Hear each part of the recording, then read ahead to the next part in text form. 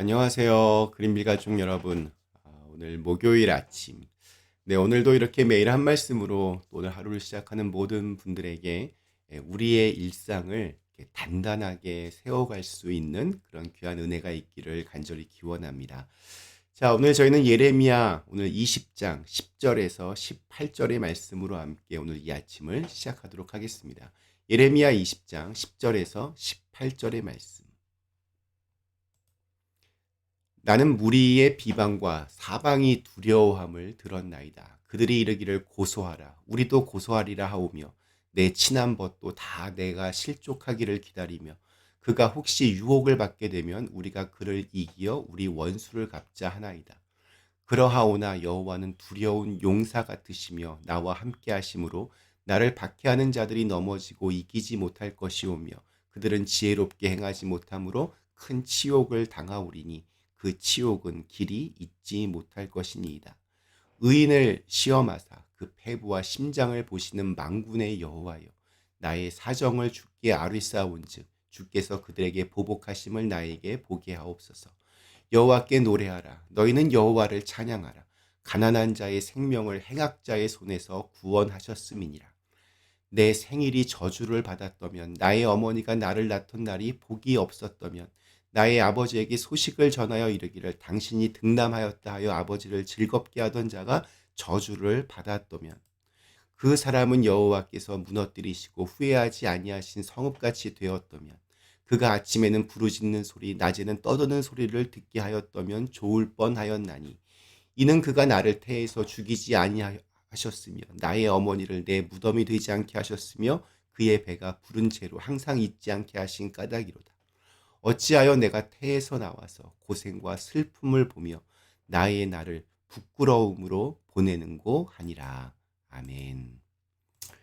네, 오늘 읽은 말씀에서 예레미야는 깊은 두려움 속에 지금 있습니다. 예레미야는 자신을 때리고 또 감옥에 보낸 성전의 총책임자 바스올에게 3절에서 사방에 두려움이 있다라는 뜻의 마골 및 사빕이라는 이름을 지어주었습니다. 그러나 지금의 현실은 바스올이 아니라 바로 예레미야 자신이 마골 및 사빕, 사방에 두려움이 있는 상태가 되었다고 그렇게 절규합니다. 자신을 둘러싼 사람들이 자기를 비방하고 또 죽이려고 하고 있습니다. 10절 말씀을 현대인의 성경은 좀 더 과격하게 표현하고 있습니다. 사람들이 모여서 수군거립니다. 저자야말로 사면초가다. 고발하자, 고발하자. 저와 가까이 지내던 사람들도 모두 제가 망하기를 바라 모의합니다. 걸어 넘어뜨리고 잡아 족치자, 안갚음을 하자라고 그렇게 하고 있습니다. 그들은 예레미야가 실수하여 넘어지기를 기다리고 있었습니다. 마치 덫을 놓은 후에 짐승이 잡히기를 기다리는 사냥꾼처럼 말입니다. 완전하지 못한 인간이었던 예레미야는 그들에게 흠이라도 잡혀서 고발을 당할까 두려웠을 것입니다. 그들은 마치 예수님에게서 조금의 흠이라도 찾아 고발하기 위해 달려들었던 그 유대 지도자들 같아 보입니다. 자신들이 예레미야에게 책망을 받는 것을 겸손하게 받지 못하고 예레미야의 흠을 찾아서 고소하여 다시는 선지자의 사명을 감당하지 못하게 하려는 것이었습니다. 예레미야는 사방에 두려움으로 가득 찬 상황에서 눈을 들어 하나님을 바라봅니다. 이제 예레미야의 유일한 호소의 근거는 그의 가장 밑바닥에 있는 신앙밖에 없었습니다. 우리 11절 말씀 이렇게 증언합니다. 그러하오나 여호와는 두려운 용사 같으시며 나와 함께 하심으로 나를 박해하는 자들이 넘어지고 이기지 못할 것이오며 그들은 지혜롭게 행하지 못함으로 큰 치욕을 당하오리니 그 치욕은 길이 잊지 못할 것이니이다. 그는 필사적으로 하나님께 매달립니다. 기도하면서 다시 방향성을 찾을 수 있었습니다. 예레미야의 이 기도에서 진정한 신뢰를 볼 수 있습니다. 그는 하나님의 능력이 의지할 만하고 기대할 만하다는 사실을 잊지 않고 있습니다. 또한 하나님께 동기, 모티베이션을 부여하고 있습니다. 즉 하나님으로 하여금 자신에 대한 당신의 책임을 기억하도록 계속 그렇게 자극을 주는 것입니다. 기도의 한 방법입니다. 예레미야는 자신과 함께 하신 하나님을 기억하고 또 확신하면서 12절에서는 이렇게 기도합니다. 의인을 시험하사 그 패부와 심장을 보시는 만군의 여호와여, 나의 사정을 주께 아뢰사온즉 주께서 그들에게 보복하심을 나에게 보게 하소서. 예레미야는 자신의 손으로 그렇게 보복하지 않습니다. 오직 하나님께서 자신의 현재 상황에 합당하게 보복하시기를 기도할 뿐입니다.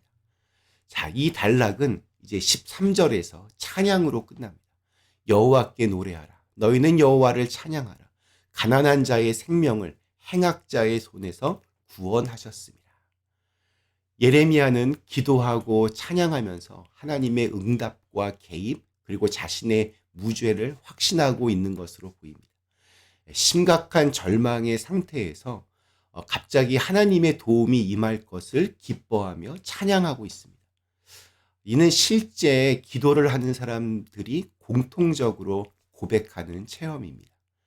기도하기 전에는 사방이 두려움으로 가득 차 있지만 무엇부터 어떻게 해야 할지 갈팡질팡하지만 기도하다 보면 집중력이 생깁니다.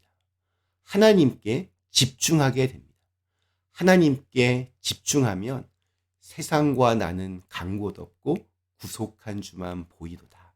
찬양이 나올 만큼 강력한 확신과 또 담대함을 얻을 수 있습니다. 자, 그런데 재미있는 것은 두려움과 좌절 속에서 기도하면서 정신 차리고 하나님을 찬양했던 예레미야가 14절부터 마지막 18절까지 다시 스스로를 저주하며 영적인 침체에 빠집니다. 차라리 자기가 태어나지 않았으면 더 좋았을 것이라고 탄식합니다. 그만큼 예레미야가 겪고 있는 마음의 고통이 아주 엄청났음을 보여주고 있고 또한 지금 이 시간들이 너무나 버겁다고 그렇게 느끼는 것 같습니다. 이것이 인간입니다. 좌절했다가 기도하면서 다시 정신 차리고 그러다가 또다시 절망하고 넘어지고 이것을 이렇게 반복하면서 우리 모두가 살아가고 있습니다. 가끔 목사님, 저는 영적으로 기복이 심합니다. 이러면서 기도를 부탁하는 분들이 있습니다. 믿음이 좋을 때는 정말 태산을 옮길 것 같은 담대함으로 그렇게 전진하지만 어느 날 갑자기 뭐 특별한 이유도 없이 극심한 영적인 침체를 경험하기도 합니다. 우리가 겸손해야 할 이유입니다. 누구나 깊은 나락으로 떨어질 수 있습니다. 분명히 어제 은혜 받고 성령 충만했는데 오늘 별것도 아닌 일에 마음이 상하고 하나님이 원망스럽고 이렇게 우라가 치밀어 오릅니다.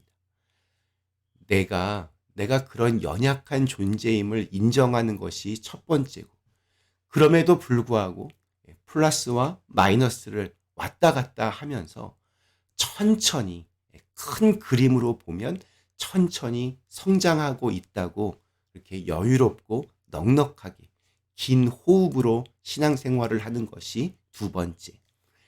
마지막으로 내가 그런 것처럼 내 옆에 있는 사람도 언제든 영적으로 롤러코스터를 탈 수 있음을 애정어린 눈으로 품어주는 것이 중요합니다.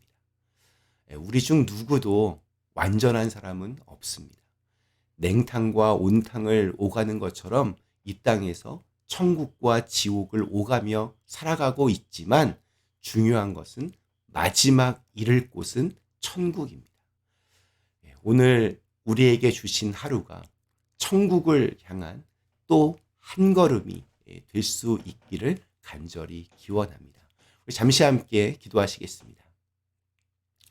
전능하신 하나님, 예레미야 깊은 좌절 속에서도 정신 차리고 하나님께 기도하고 또 찬양하고 그러다가 또 좌절하고 참 우리의 모습과 너무 닮아 보입니다.